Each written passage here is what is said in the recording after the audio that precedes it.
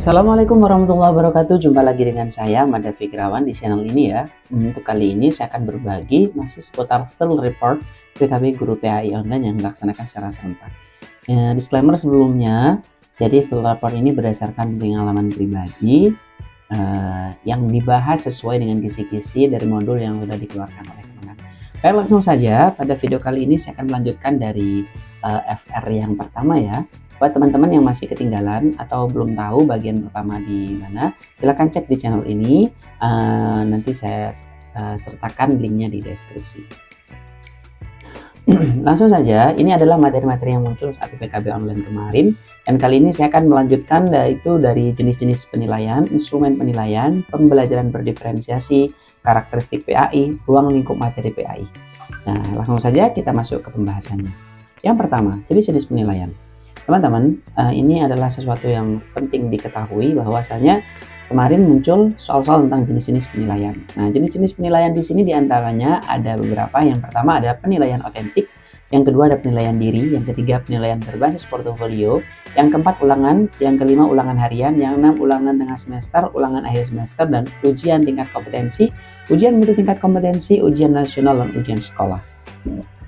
Terdapat juga teknik evaluasi hasil belajar, yaitu yang pertama teknik tes, yang kedua teknik objektif, yang ketiga teknik non-tes.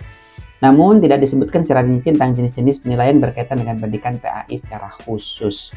Terdapat beberapa jenis penilaian yang disebutkan. Yang pertama teknik tes. Teknik tes ini melibatkan penggunaan instrumen tertulis atau lisan untuk mengukur kemampuan siswa dalam memahami dan menguasai materi pelajaran. Sedangkan yang kedua ada teknik objektif, di mana teknik ini melibatkan penggunaan instrumen yang dapat diukur secara objektif, seperti pilihan ganda atau benar salah. Yang ketiga ada teknik non-tes. Teknik ini melibatkan penggunaan instrumen yang tidak bersifat tertulis atau lisan, seperti observasi atau penilaian kinerja. Sedangkan yang keempat ada penilaian otentik.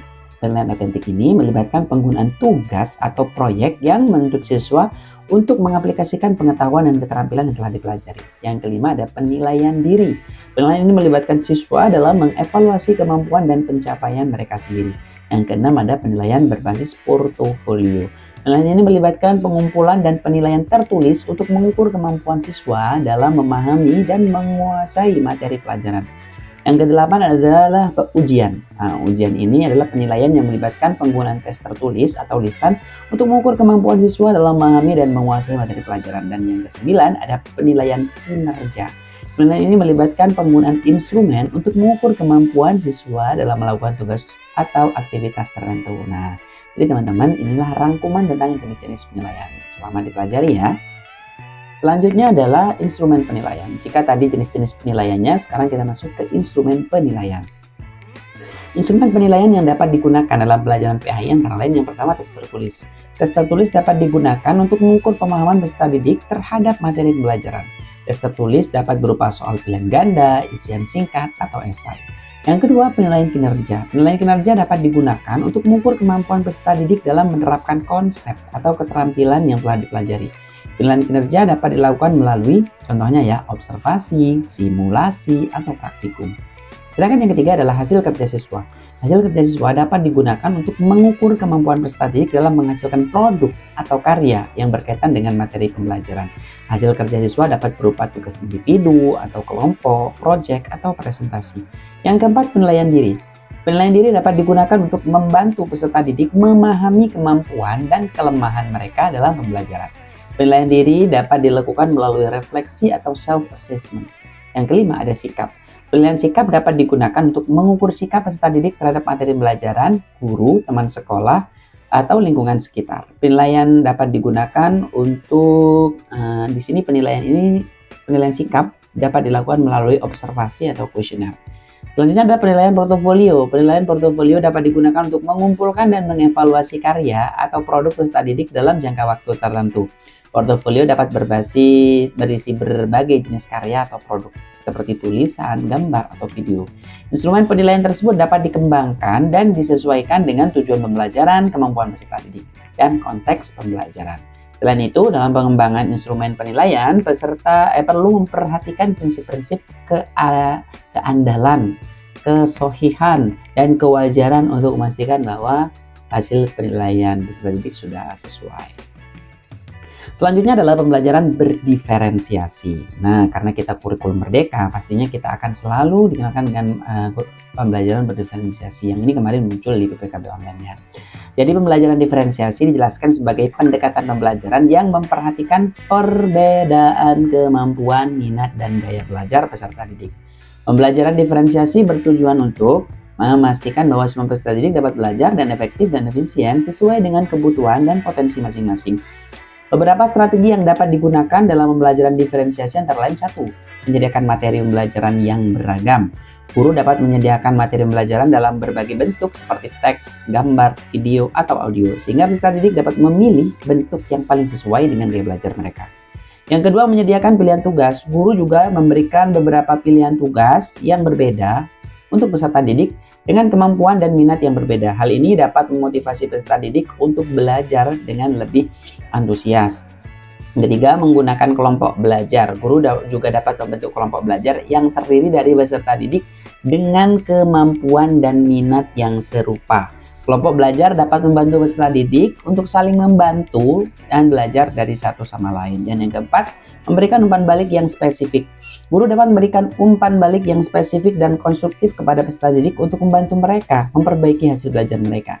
Yang kelima, menggunakan teknologi.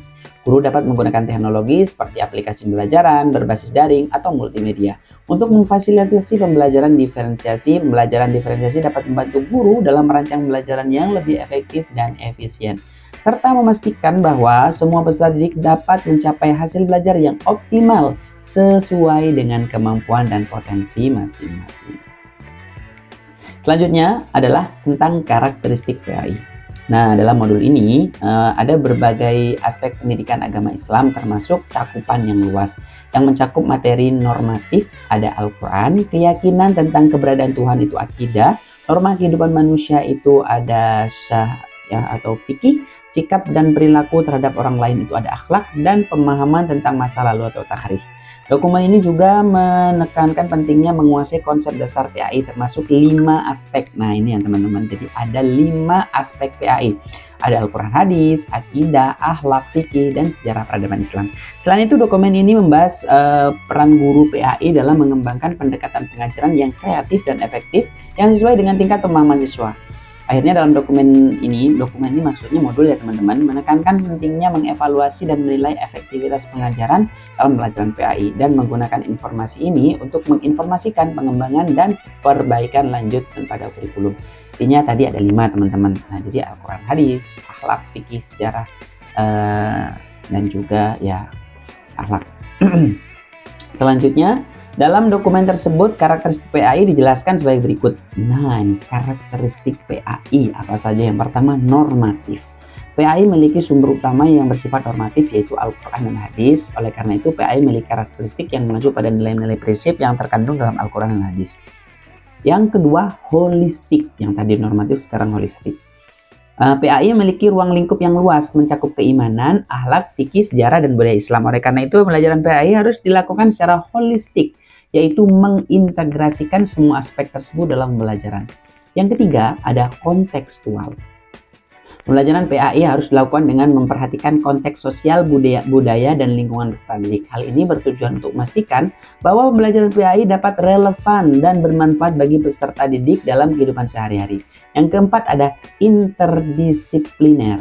PAI memiliki keterkaitan dengan berbagai bidang studi lainnya seperti sejarah, sosiologi, dan antropologi. Oleh karena itu, pembelajaran PAI harus dilakukan secara interdisipliner, yaitu mengintegrasikan berbagai bidang studi dalam pembelajaran. Yang kelima, ada universal. PAI memiliki nilai-nilai prinsip-prinsip yang universal, yaitu dapat diterapkan oleh semua orang tanpa terkecuali. Oleh karena itu, pembelajaran PAI harus dilakukan dengan memperhatikan keberagaman peserta didik dan masyarakat. Yang keenam, berorientasi pada akhlak. PAI memiliki tujuan untuk membentuk akhlak yang baik dan mulia pada peserta didik. Oleh karena itu, pembelajaran PAI harus dilakukan dengan perhatikan pembentukan akhlak yang baik pada peserta didik. Karakteristik PAI tersebut harus menjadi pedoman dalam merancang pembelajaran PAI yang efektif dan efisien, serta dapat membantu peserta didik dalam memahami dan mengamalkan ajaran Islami secara tepat. Selanjutnya, ruang lingkup materi PAI. Kalau sudah karakteristik, sekarang ke ruang lingkup. Ruang lingkup materi pendidikan agama Islam sangat luas dan mencakup beberapa aspek, diantaranya yaitu normatif Al-Quran Hadis, yang kedua keyakinan atau kepercayaan terhadap eksistensi Tuhan, yaitu akidah, yang ketiga tata cara norma kehidupan manusia, itu syariat atau fikih, yang keempat sikap dan perilaku inter dan antar manusia, itu namanya akhlak, yang kelima pemahaman tentang realitas masa lalu atau tarikh. Selain itu PAI juga meliputi 5 aspek dasar, yaitu Al-Quran dan Hadis, akidah, akhlak, fikih, dan sejarah peradaban Islam. Guru PAI memiliki tugas memberikan pemahaman materi agama Islam kepada peserta didik dan masyarakat, serta memiliki tugas melaksanakan sebagai pendidik dan pengajar di sekolah. Oleh karena itu, guru PAI harus menguasai materi. Ruang lingkup materi PAI dijelaskan sebagai sangat luas dan mencakup beberapa aspek. Ya, yang diantaranya, yang pertama materi normatif. Materi normatif dalam PAI merujuk pada Al-Quran dan Hadis sebagai sumber utama ajaran Islam. Materi normatif juga mencakup pemahaman tentang keyakinan dan kepercayaan terhadap eksistensi Tuhan atau akidah, tata cara norma kehidupan manusia syariah fikih, terus juga perilaku antar manusia namanya akhlak, dan materi sejarah, yaitu materi sejarah dalam PAI mencakup pemahaman tentang sejarah peradaban Islam. Dan juga materi akhlak PAI mencakup pemahaman tentang nilai-nilai moral dan etika Islam. Selanjutnya ada ruang lingkup materi PAI. Nah, ini sebenarnya masih hubungannya sama yang tadi ya. Jadi materi di sini ada materi Al-Quran dan Hadis. Lanjutannya yaitu materi Al-Quran dan Hadis di sini mencakup pemahaman tentang isi dan makna ayat Al-Quran dan Hadis, serta bagaimana pengaplikasiannya dalam kehidupan sehari-hari. Ruang lingkup materi PAI tersebut harus menjadi pedoman dalam merancang pembelajaran PAI yang efektif dan efisien. Selanjutnya adalah kita jumpa lagi di part selanjutnya. Terima kasih sudah menonton. Saya Assalamualaikum warahmatullahi wabarakatuh.